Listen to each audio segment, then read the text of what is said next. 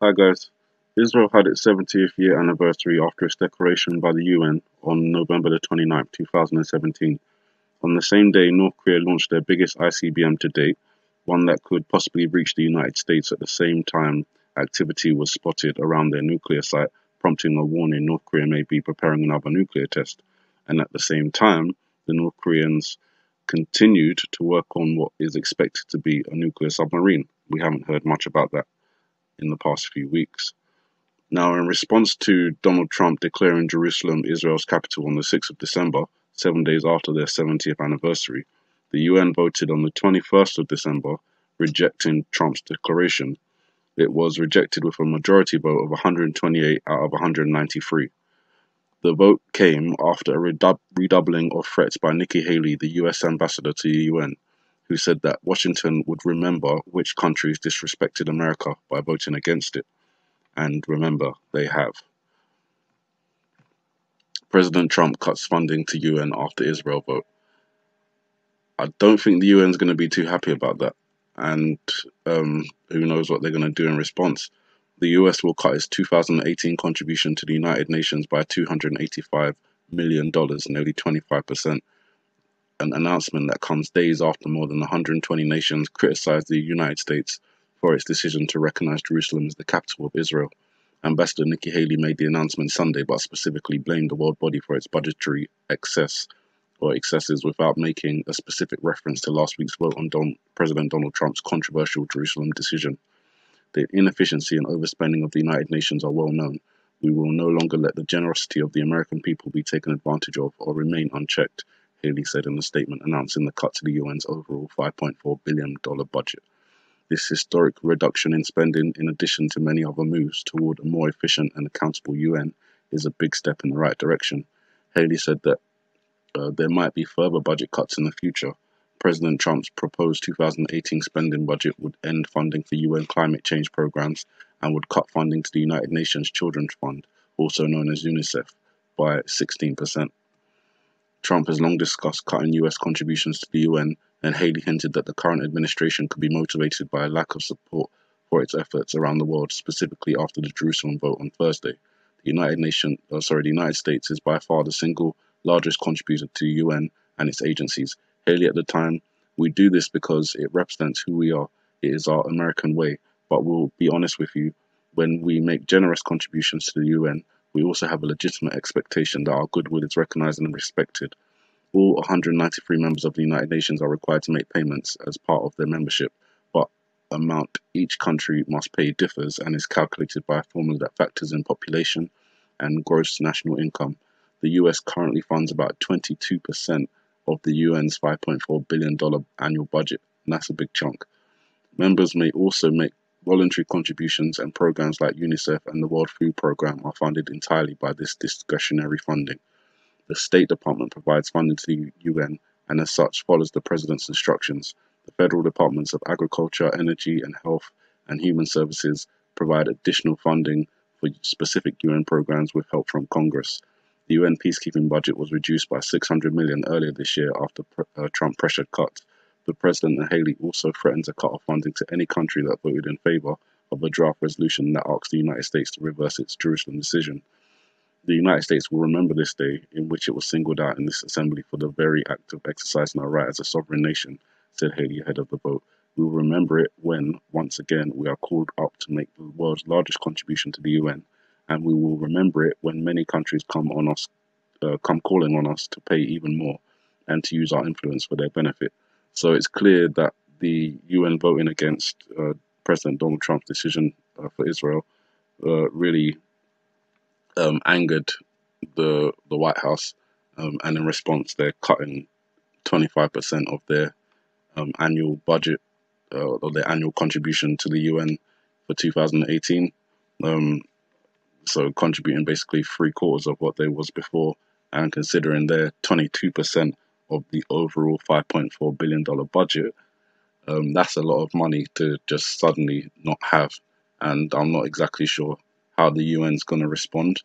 I don't suppose that many countries with membership in the UN are going to be happy about that.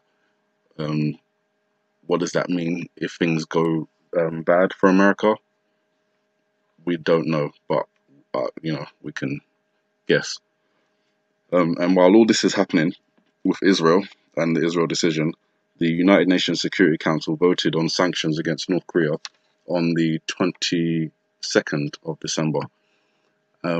Resolution 2397 cuts exports of gasoline, diesel, and other refined oil products by a total of 89%, Haley said. The resolution also bans exports of industrial equipment, machinery, transportation vehicles, and industrial metals to North Korea. It requires countries using North Korean laborers to send them back home no later than 24 months from the adoption of the resolution. The resolution also requires countries to stop ships from illegally providing oil to North Korea through ship-to-ship transfers and prohibits them from smuggling North Korean coal and other prohibited commodities by sea. So North Korea had said if more sanctions were imposed on it or if there was a naval blockade, it would be an act of war. And then when this resolution was passed, they did put out a report on the 23rd of December confirming what they had said before, and they declared that the sanctions that had been placed on them was an act of war. At the same time, as you can see in the last paragraph of the highlighted section, the resolution basically it's not a full naval blockade, but you're checking ships that are coming in and out of the North Korean area. So essentially, that's what it is. So that that response from North Korea was put out through the KCNA media outlet for North Korea. Now, just like before, the pattern of sanctions, testing, then more sanctions, then more testing, it just seems to keep going on. And now we have reports saying that North Korea is preparing to launch a satellite. And most likely they'll be using ICBM technology to do that.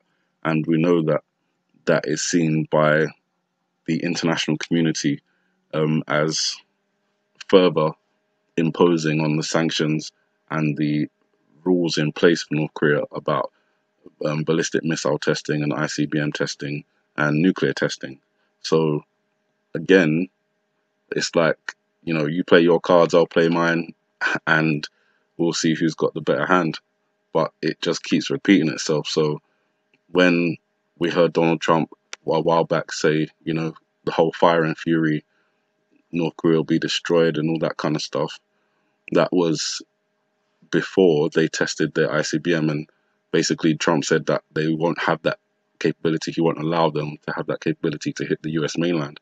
But it appears from the reports that we got from the, can't remember the date, 29th of November, that missile that they launched on that day is capable of hitting the United States. So they've crossed that red line that Donald Trump put down probably like 2 months back. I can't even remember exactly when. But what happens if they then go ahead and test this satellite that they're going to test? So North Korea is preparing to launch a satellite, a Seoul newspaper said Tuesday, as outside observers warn that the nuclear-armed regime's space program is a fig leaf for weapons tests. Pyongyang is under multiple UN sanctions over its nuclear and missile tests and is prohibited from carrying out any launch using ballistic missile technology, including satellites. Through various channels, we've recently learned that North Korea has completed a new satellite and named it Kwangmoyong-song 5. This is coming from one of their South Korean government sources. Their plan is to put a satellite equipped with cameras and telecommunication devices into orbit. Pyongyang launched their Kwangmoyong-song 4 satellite in February 2016, which most in the international community viewed as a disguised ballistic missile test. A spokesman for the South Korean military Joint Chiefs of Staff said there was nothing out of the ordinary at this moment, but added that Seoul was watching out for any provocative acts, including the test of a long-range missile disguised as a satellite launch. The report came as the North's ruling party newspaper, Rodong Singmong, reasserted the region's right to launch satellites and develop its space technology. In a commentary published on Monday entitled Peaceful Space Programs Are Sovereign Countries' Legitimate Rights, the Daily said Pyongyang's satellite launches absolutely correspond with international laws concerning space development. At a UN General Assembly Committee meeting in October, North Korea's deputy UN ambassador Kim Il-ron said his country has a 2016 to 2020 plan to develop practical satellites that can contribute to the economic development and improvement of the people's living. He stressed North Korea's right to produce and launch satellites will not be changed just because the US denies it. North Korea is believed to have successfully put a satellite into orbit in December 2012 after years of failures dating back to 1998 when it launched a pilot satellite and named it Kwanmyongsong-1. Earlier this month, the Russian newspaper Rossiyskaya Gazeta quoted a Russian military expert, Vladimir Kushlev, as saying that North Korea was expected to launch 2 satellites, an Earth exploration satellite and a communication satellite in the near future.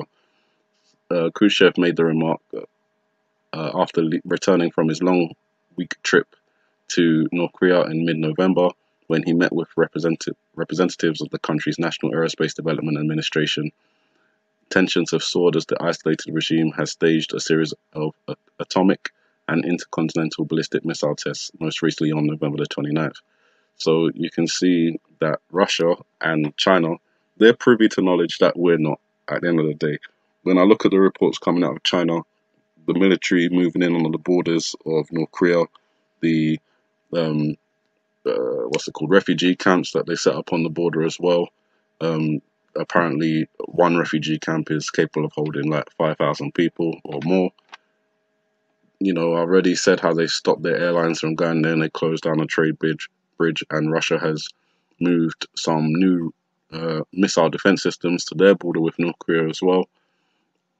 It's just, and then obviously this report is saying that one of these Russian diplomats, when they went to North Korea in November, basically they found out, or they were told, that North Korea would be expecting to launch 2 satellites, one for Earth exploration and another one for communications. So that information wasn't known until now, and obviously this Russian guy and obviously the Kremlin would have known since November. So we're not really getting everything as it's happening. Things are dripping out after a while, and we know that Russia and China know things that may be happening or about to happen in the near future.